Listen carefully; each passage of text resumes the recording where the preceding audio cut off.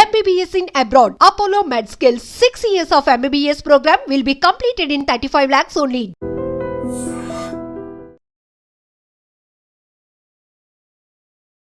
నమస్కారం, welcome to I dream. ధర్మ మార్గం విత్ విజిత కార్యక్రమానికి స్వాగతం.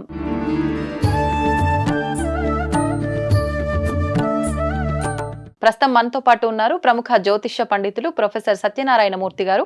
ఇప్పుడు వారితో మాట్లాడి మరిన్ని విషయాలు తెలుసుకుందాం. నమస్కారం గురూజీ. నమస్కారం మా విజిత. గురుగారు, ఇప్పుడు మనుషులు అన్నాక కష్టాలు అనేవి సహజం అంటుంటారు. కానీ మనుషులకే కాదు, ప్రాణంతో ఉన్న ప్రతి జీవికి కూడా కష్టాలు ఉంటాయి. కాకపోతే మనకు నోరు ఉంది కాబట్టి మనం చెప్పుకుంటాం, పాపం అవి చెప్పుకోలేవు, బాధను మాత్రం అనుభవిస్తూనే ఉంటాయి. అసలు ఈ కష్టం అనే పదాన్ని కనుక తీసుకుంటే ఎవరికి కష్టం అసలు? అంటే ఒక శరీరానికి కష్టమా, మనస్సుకి కష్టమా అంటే ఏం చెప్పొచ్చు? అసలు ఈ కష్టం నుంచి బయటపడే మార్గాలు ఉంటాయా? బుద్ధి కర్మానుసారిని, కర్మను బట్టే బుద్ధి నడుస్తుంది. అందువలన ఆ కర్మలు, చెడు కర్మలు మంచి కర్మలు అని రెండు ఉంటాయి. చెడు కర్మల వలన కష్టాలు, మంచి కర్మల వల్ల సుఖాలు వస్తాయని తెలుసు. ఈ రెండు అనుభవించాల్సింది శరీరమే. శరీరం ఒక్కటే అనుభవించాలా, లేకపోతే దాని కాంపోనెంట్స్, లోపల ఉన్నటువంటి కాంపోనెంట్స్, అసలు శరీరం దేంతో తయారయ్యింది అంటే పంచభూతాలు, అగ్ని, భూమి, నీరు, ఇది అందరికీ తెలిసిందే. దీని తర్వాత మనకి గుణాలు కూడా ఉంటాయి, 64 ప్రొపెన్సిటీస్ ఉంటాయి. అది సత్వగుణము, రజోగుణము, తమోగుణము, ఇది కూడా తెలిసిందే. తర్వాత మనస్సు ఉంటుంది. అందుకనే మనస్సు అనేటటువంటిది చాలా మెయిన్ రోలు. సో మనస్సు దాటిన తర్వాత ఆత్మ ఉంటుంది. ఇన్ని లెవెల్స్ అనమాట. ఇదంతా బాడీలో పార్ట్స్ మనకి. మనసు వేరు, ఆత్మ వేరు. 100%. ఆత్మ అంటే ఏంటంటే అది సపోజ్ ఇంధనం, మన బాడీని నడిపించే ఇంధనం, కార్లో పెట్రోల్ లాంటిది, ఫ్యూయల్. మనస్సు అనేటటువంటిది మనం యొక్క కష్టాలు, సుఖాలని రెస్పాండెన్స్ చేసి ఇచ్చేటటువంటిది అనమాట. ఇట్ వర్క్స్ లైక్ హార్ట్ అనమాట. అంటే ఆ హృదయం, హార్ట్ బీట్ ఉంటేనే కదా మనం బ్రతికామా లేదా అన్నది. సో అట్లా ఇప్పుడు మనకేమవుతాయంటే ఈ కష్టాలు అనేటటువంటిది జగదీష్ చంద్రబోస్, సైంటిస్ట్ జగదీష్ చంద్రబోస్ గారు చెప్పారు, చెట్లకు కూడా ఫీలింగ్స్ ఉంటాయి అని. అసలు విచిత్రం ఏమిటంటే మార్కోని, మనకి ఈ వైర్లెస్ రేడియోని కనిపెట్టారు కదా, మార్కోని కంటే ముందు జగదీష్ చంద్రబోస్ గారే కనిపెట్టారు రేడియోని. అప్పుడు బ్రిటిషర్ సామ్రాజ్యం కాబట్టి మన ఇండియాకి పేరు రాకూడదని ఆయన తొక్కిపెట్టి మార్కోనికి ఇచ్చారు, అది అందరికీ తెలిసిందే. సో ఆ సిగ్నల్స్ కనిపెట్టడంలో చెట్లుకి సిగ్నల్స్ పంపించేవాడు జగదీష్ చంద్రబోస్. చెట్లతో మాట్లాడేవాడు, చెట్లతో బాధ చెప్పుకునేవాడు, అప్పుడు అవి రెస్పాండ్ అయ్యేవి. సో దీన్ని బట్టి ప్రాణం చెట్లకు ఉన్నాయని కనిపెట్టారు. ఈ విధంగా మనకి పెద్దవాళ్ళు ఏం చెప్తారంటే కష్టాలు మనుషులకు రాకపోతే మానులకు వస్తాయా అని అంటారు. అంటే అప్పుడు మనిషి చెట్లు, మానులు అంటే చెట్లకు ఉండవేమో అనుకున్న తరుణంలో జగదీష్ చంద్రబోస్ గారి యొక్క రీసెర్చ్ చెట్లకు కూడా ఉంటాయి అని తెలిసింది. కాబట్టి 100% ఈ మన యొక్క కష్టాలు అనేటటువంటివి శరీరము అనుభవించాలి. ఇప్పుడు వెళ్ళి మనం ఒక నిప్పును ముట్టుకున్నాం అనుకోండి, ఆ నిప్పు మనకు కాలుతుంది కదా, అంటే శరీరానికి ఎఫెక్ట్ ఇచ్చింది. ఓకే, మైండ్ చివుక్కమంటుంది చూడండి. ఇది ఫిజికల్. ఇది అందుకనే physical, mental and spiritual harassment అంటాం. ఎప్పుడైనా సరే మనము 3 రకాల హెరాస్మెంట్లు, 3 రకాల పెయిన్స్. ఫిజికల్ అంటే ఫిజియోలాజికల్గా బాడీది, ఫైర్ కాలితే, దెబ్బ తగిలితే శరీరానికి మాత్రమే, మనసుకు తగలదు.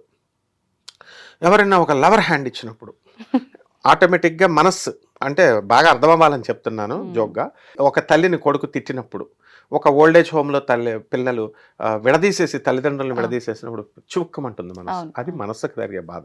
మరి స్పిరిచువల్ హెరాస్మెంట్ ఏంటి? స్పిరిచువల్ హెరాస్మెంట్ అంటే ఆత్మ అనమాట. ఆ ఆత్మని ఎప్పుడన్నా సపోజ్ నేను IAS రాస్తున్నాను అన్నాం అనుకోండి, నీకు రాదు అంటారు. నువ్వు దేవుడి గుడికి వెళ్తున్నావు అని అన్నావు అనుకోండి, దేవుడు ఏమైనా ఇస్తాడా? గురువు అప్పుడు ఈ వయసులో అవసరమా, ఈ వయసులో ఆధ్యాత్మిక అవసరమా అని తొక్కేస్తారు. సో స్పిరిచువల్ అడ్వాన్స్మెంట్, అసలు మనం మనిషి పుట్టిందే మనము ఎక్కడి నుంచి వచ్చామో అక్కడికి తెలుసుకోవాలి, మనం ఎవరమో మనం తెలుసుకోవాలి. అందుకోసం మనం పుట్టాం కాబట్టి ఉద్ధరే తొద్ధరాత్మన అన్నారు శంకరాచార్యుల వారి దగ్గర నుంచి అందరూ మహాత్ములు ఎవరైనా. సో మనల్ని మనం తెలుసుకోవాలి కదా. ఇప్పుడు బాడీ వచ్చాము, ఒక 100 years ఇక్కడ బ్రతుకుతాము, బాడీ నేచర్ అది, శరీరం కృషిస్తుంది, చనిపోతుంది, we will leave the body. Then what happens, ఈ కర్మ, బ్యాడ్ కార్మిక్ ఉంటుంది కదా, కర్మాస్ బ్యాడ్ అయినా గుడ్ అయినా, ఇవి సీడ్స్ లాగా వాసనా రూపాల్లో మనస్సు యొక్క పొరల్లోకి చొచ్చుకొని ఉంటాయి. అంటే ఎలా అంటే పుచ్చకాయ ఉంది, గుంజు ఉంటుంది, ఆ గుంజులో సీడ్స్ ఎలాగైతే ఎంబెడెడ్ అయి ఉంటాయో ఆ విధంగా మనస్సు అనేటటువంటి దానికి ఆ గుంజులో ఈ మనం చేసిన కర్మలు సీడ్స్ లాగా వస్తాయి. సో ఆ మనసుతో పాటు మనిషి మరణించిన తర్వాత ఆత్మ వెళ్ళి వేరే శరీరాన్ని తీసుకుంటుంది. అప్పుడు ఆటోమేటిక్గా మనస్సు కూడా బ్యాడ్ కర్మాస్ గుడ్ కర్మాస్ మనం చేసింది ఇది కూడా వెళ్ళి ఆత్మను ఫాలో అవుతుంది. సో హచ్ డాగ్ లాంటిది అనమాట. ఇది wear ever the network follows I will follow you అని ఈ యొక్క మనస్సు ఆటోమేటిక్గా ఫాలో అవుతుంది. అందువలన ఆ రిప్రజెంటేషనే సీతారాములు అంటే. రామచంద్ర ప్రభు ఎవరు? పరమాత్మ. సీతాదేవి ఎవరు? మనకి కర్మలు మనం చేసినటువంటి మాయ అంటాం. మాయ అంటే ఇల్యూజన్, అంటే మనం చేసింది మంచి పనో తెలీదు చెడ్డ పనో తెలీదు, కన్ఫ్యూజన్లో ఉంటాం మనం. అందువలన ఆ సీతాదేవి. మనం వెనకాల ఉన్నటువంటి లక్ష్మణుడు ఎవర్రా అంటే శరీరం, జీవుడు. ఆయన రామచంద్ర ప్రభు ఇలా స్ట్రైట్గా ముగ్గురు ఒక నడుస్తున్నారనుకోండి అలైన్మెంట్లో, రాముడు మధ్యలో సీతాదేవి అడ్డొచ్చింది కాబట్టి రాముడు కనబడడు. సీతాదేవి ఇటుపక్కకు కానీ ఇటుపక్కకు కానీ వాలినప్పుడు జీవుడికి రాముడు కనబడతాడు, పరమాత్మకి. అంటే మాయ పక్కకు తప్పుకోవాలా. మాయ పక్కకు తప్పుకోవడమే ఈ కర్మని మనం క్లెన్స్ చేసుకోవడం, అంటే ఇది క్లీన్స్ చేసుకోవాలా కర్మని. సో దానికి ఏమి లేదు, సింపుల్. దానికి ఏంటంటే మంచి పనులు చేసేయడమే. అంటే మన యొక్క ఆత్మే మనకు గురువు. అందుకే మంచి పని చేసినా కూడా అది పాజిటివ్ కర్మగా కూడా మళ్ళీ అది ఒక బ్యాంకింగ్ లో ఉండిపోతుంది కదా గురుజీ. అంటే మంచి కర్మ చేస్తూ మనము ఎక్స్పెక్ట్ చేయకూడదు ఇంకా రిజల్ట్ని. సపోజ్ ఒక స్టూడెంట్ ఉన్నాడు, పేద పిల్లలు ఉన్నారు, వాళ్ళకి మనం బుక్స్ కొనిపెట్టేసి ఇచ్చేయాలా? We should forget. మళ్ళీ వాడు నాకు మళ్ళీ చదువుకున్న తర్వాత పెద్ద అయిన తర్వాత నేను రోడ్డు మీదకి వెళ్ళినప్పుడు వాడు నాకు సెల్యూట్ కొట్టాలి అని అనుకోకూడదు అనమాట. సో ఆ విధంగా మనము మంచి పనులు చేసేసేయాలా, వి షుడ్ నాట్ ఎక్స్పెక్ట్ ప్రతిఫలం ఆశించకూడదు. అప్పుడు ఆటోమేటిక్గా ఇది కన్వర్ట్ అయిపోతుంది. దీన్ని ఫిజిక్స్ చెప్తుంది కదా, law of conservation of energy transfer అవుతుంది ఒక ఫామ్ నుంచి ఇంకో ఫామ్లోకి. So bad karma can be changed into good karma, good karma can be changed into bad karma, and they can both be nullified. మొత్తం లేకుండా చేసుకోవచ్చు. ఈ దీని డ్యూటీ ఎవరంటే గురువు. ఆ గురువే శంకరాచార్య వారు, ఆ గురువే జగద్గురువు అయిన కృష్ణుడు. కాబట్టి మనం ఏంటంటే వాళ్ళు చూసుకుంటారు, మన డ్యూటీ మనం స్కూల్లో పాఠాలు పుస్తకాలు ఇచ్చింది మనం చదివాలా, డౌట్స్ ఉంటే టీచర్ని అడగాలి, అంతవరకే. What is there? అదే కృష్ణ పరమాత్మ భగవద్గీతలో చెప్పింది, ఫలితం ఆశించద్దు, నువ్వు మామూలుగా చేసుకుంటే వెళ్ళిపో. నువ్వు బ్యాడ్ కర్మ ఉందని. అండ్ ఇంకోటి తెలుసా, మర్చిపోయాను, ఈ కర్మలో కూడా బ్యాడ్ కర్మ ఇది ఉంది కదా, మనం టోటల్ అన్కండిషనల్ సరెండరెన్స్ పరమాత్మకు కానీ గురువుకు కానీ అయినప్పుడు ఈ కర్మను లెసన్ చేస్తాడు ఇచ్చేటటువంటి ఫలితాన్ని. ఎలా అంటే సపోజ్ ఒక కర్మ వల్ల మనకి హోరున వర్షం వస్తుంది అనుకుందాం, అది మన మీద అగ్ని వర్షం అనుకుందాం ఫర్ ఎగ్జాంపుల్. అది కాలకుండా ఆ వర్షానికి వచ్చినప్పుడు అంబ్రెల్లా పెట్టుకున్నాం అనుకోండి, అది మన మేరకు పడకుండా పక్కన పడుతుంది. ఆ విధంగా మన కర్మ. అందుకే పెద్దలు చెప్తారు, అరే నువ్వు నవగ్రహాలని దేవుడిని పూజ చేసుకున్నావు, గురువుల్ని, అందుకనే కాలు పోవాల్సింది లారీ యాక్సిడెంట్లో చిన్నగా అయిపోయింది అని అంటారు చూసారా. ఇదనమాట. అంటే సద్గురువు యొక్క ఆజ్ఞతో మన కర్మ కూడా నల్లిఫై చేస్తాడు. ఇదే దత్తాత్రేయ స్వాముల వారు చేసేది. కర్మల్ని తొలగిస్తాడు గురువు, దేవుడు తొలగించడు.